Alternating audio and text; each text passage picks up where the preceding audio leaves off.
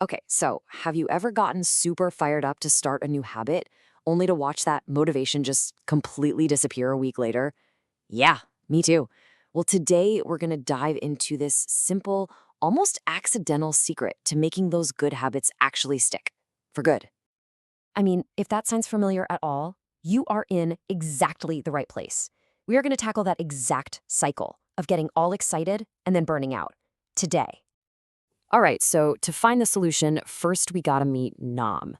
And really, Nam is kind of our hero for this story because, let's be honest, he's just like us. He knows exactly what he should be doing to make his life better. He just can't seem to actually do it. Sound familiar? And this right here, this perfectly captures that super frustrating gap that Nam and probably a lot of us live in. On the one hand, he could probably give you a whole lecture on the power of habits. But on the other, when it comes to his own life, there is a total, complete disconnect between what he knows and what he does. And oh boy, here we go. This is his hole of failure. You've got the dusty gym membership, basically a donation at this point, used maybe 3 times. The book about habits, The Power of Habit, which, oh, the irony, has been collecting dust for 6 months. He's only 30 pages in. His meditation app, his record streak was a whopping 4 days. He'd set these huge goals, like running 5K every single day, and then boom, quits. Every time. So you'd think the breakthrough would come from some big grand plan, right? Like a New Year's resolution or something. But nope, not at all. It actually came from a completely boring, everyday problem that I bet a lot of us have dealt with. Yep, just terrible neck and shoulder pain from sitting hunched over a desk all day. You know the feeling. It got so bad one afternoon that Nam couldn't even focus on his work. It was just this constant, nagging, awful pain.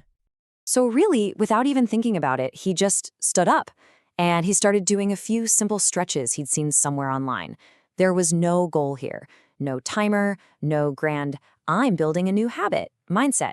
He was just trying to make the pain stop. That's it. And you know what? That's all it took. Like 5 minutes. And the next day, when the pain crept back in, he did it again. Waiting for the elevator, he'd do 5 minutes of stretches. Waiting for his tea to brew, hey, another 5 minutes. It became this completely unconscious reaction to a physical cue, the pain. And then, get this, 2 months go by, and it just hits him like a lightning bolt. He suddenly realized his neck wasn't hurting anymore. But even more important than that, he realized he was stretching automatically, without even thinking about it. He had accidentally built this incredibly powerful habit. And his first thought wasn't, wow, I'm so proud of myself. It was just pure shock at how ridiculously easy it had been. Okay, so let's really break this down, because Nam's little accident holds the key to a super powerful, intentional strategy that every single one of us can use. So here it is, the core of the whole thing, the 5-minute method. See, we fail because we think things like, I need to go meditate for 30 minutes straight, and our brain just hears, ugh, that's a huge energy commitment.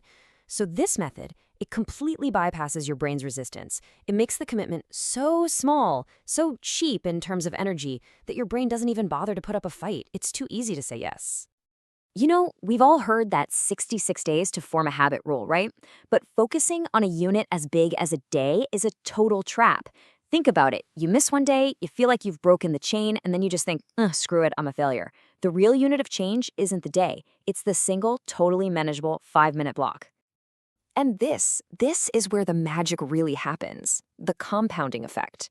If you can find just 8 of these little 5-minute cracks in your day, waiting for coffee before a meeting, that adds up to 40 minutes of solid practice. That's actually more than the 30-minute block that most people fail at. And the best part? It feels like you did almost nothing. Now, zoom out. What about over a year? That's around 240 hours of focused practice. Seriously, can you think of any skill you've dedicated a full 240 hours to in the last year without getting totally burned out? This is how you build incredible momentum over time from the absolute tiniest of efforts. Okay, but this brings us to the most important part, the golden rule of this whole method. Do not be greedy. Pick one thing, just one. Your only goal is to make that single habit so automatic it feels like breathing. Once you've done that, and I mean only then, can you even think about moving on to the next one. Trying to juggle 3 of these at once is just the fastest way to fail at all of them. Trust me. So the 5-minute method was working great, mechanically, but after about 3 weeks, Nam hit the next big wall. And this wasn't a tactical problem, it was a mindset problem. The novelty wore off, and the routine just started to feel, well, kind of boring. And you know what happens next. The excuses started creeping back in. The little alarm for his 5-minute block would go off, and his brain would immediately fire back with, nah, not right now, I'm not in the mood, or I'm too tired today. He was right on the verge of quitting, just like every other time before. But then one night, he's standing in his bathroom, about to brush his teeth, and this really strange question just pops into his head. And honestly, it changed everything. The question was this: do you need to feel inspired to brush your teeth? And the answer, obviously, was a huge, resounding no. And this right here, this is the core of the whole toothbrush philosophy. You don't wait for a wave of dental inspiration to strike you before you brush your teeth. You just do it. It's a non-negotiable part of your day. And your new 5-minute habit, it has to be treated the exact same way. So the real breakthrough is realizing you have to completely detach the action from how you feel in the moment. Your mood is totally irrelevant. The goal is not inspiration. The goal is maintenance. That simple rhythm, even for just 5 minutes when you don't feel like it, is infinitely more powerful than waiting around for the perfect mood to strike.